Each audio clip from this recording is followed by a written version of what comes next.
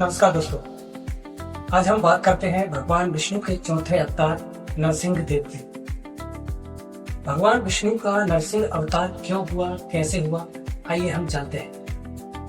एक बार भगवान विष्णु अपने वैकुंठ धाम में विश्राम कर रहे थे और उनके दो द्वारपाल थे जिनका नाम था जय और विजय। इसी समय सनक, सनंदन, सनातन और सनत कुमार ये चारों ऋषि भगवान विष्णु से मिलने आते हैं, लेकिन जय और विजय इन्हें द्वार पर ही रोक लेते हैं कि आप अंदर नहीं जा सकते। इस पर चारों ऋषि बहुत क्रोधित हो जाते हैं और उन्होंने जय और विजय को श्राप दिया कि जाओ, तुम अहंकारी हो गए हो, इसलिए तुम्हें राक्षस जन्म लेना पड़ेगा। बाद में भगवान विष्णु को पता चला कि ऋषियों द्वारा श्राप दिया गया है। भगवान विष्णु ने बताया कि यह मेरी ही लीला का हिस्सा है। तब विष्णु ने जय और विजय के सामने दो विकल्प रखे, या तो आप 7 जन्मों तक भगवान के भक्त बनकर रहो या 3 जन्मों तक राक्षस योनि जीतो। इस पर जय विजय कहने लगे कि हमें भगवान के वैकुंठ जल्दी आना है, इसलिए हम 3 जन्म राक्षस बनने के लिए तैयार हैं। संकादित ऋषियों के श्राप के कारण जय और विजय को 3 जन्मों तक राक्षस बने रहना पड़ा, जिसमें सतयुग में हिरण्याक्ष और हिरण्यकश्यप बने, त्रेता युग में रावण और कुंभकर्ण और द्वापर युग में शिशुपाल और दंतवक्र। यहाँ मैं आपको नरसिंह अवतार के बारे में बता रहा था।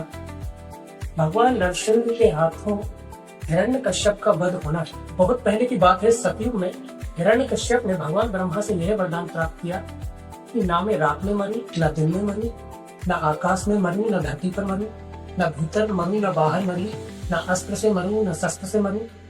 भगवान ब्रह्मा से यह वरदान प्राप्त करके वह बहुत अहंकारी हो गया और वह खुद को भगवान समझने लगा और उसने अपने राज्य में यह आदेश दिया कि कोई भी भगवान विष्णु की पूजा नहीं करेगा। लेकिन उसका एक पुत्र था, नाम था प्रहलाद। प्रहलाद बचपन से ही भगवान नारायण का भक्त था। वह हमेशा ओम नमो भगवते वासुदेवाय का जप करता रहता था। हिरण्यकश्यप ने अपने बेटे प्रहलाद को बहुत बार समझाया कि तुम विष्णु का नाम मत लो, परंतु प्रहलाद नहीं माना। वह और भी ज्यादा भगवान विष्णु को मानने लगा। ओम भगवते वासुदेवाय का नाम जप करने लगा, जिससे चिढ़ आकर हिरण्यकश्यप ने उसे कई यातनाएं दी। उसे मरवाने की बहुत कोशिशें की, जैसे जिसमें डलवाया, हाथियों के नीचे डलवाया, पहाड़ से गिरवाया, होलिका के गोद में बिठाकर उसे जलवाने का प्रयास किया गया, परंतु बार बार भगवान विष्णु की कृपा से उसकी रक्षा होती रही।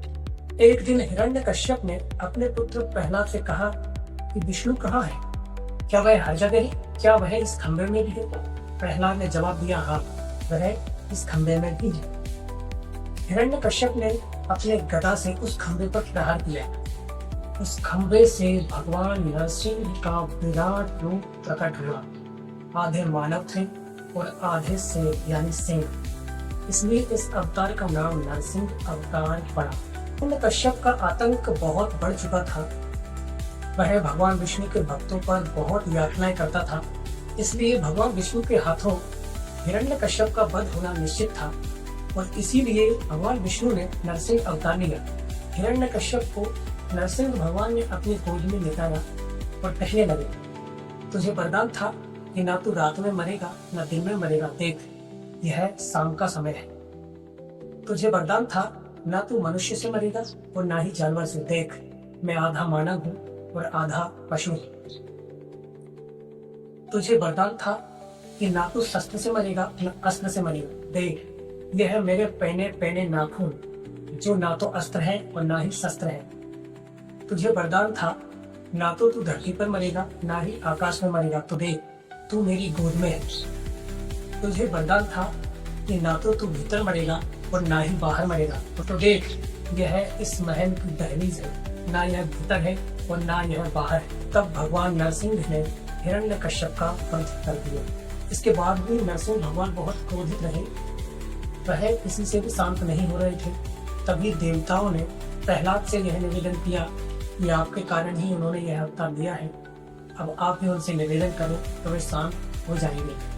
तब प्रहलाद ने भगवान की स्तुति की और भगवान नरसिंह ने प्रहलाद को अपने गले से लगाया और उन्हें चाटने लगे और बड़ा प्यार करने लगे, बड़ा दुलार करने लगे। भगवान नरसिंह देव तब जाकर कहीं शांत हुए। यह था भगवान नरसिंह का अवतार और यह थी उनके अवतार की कथा।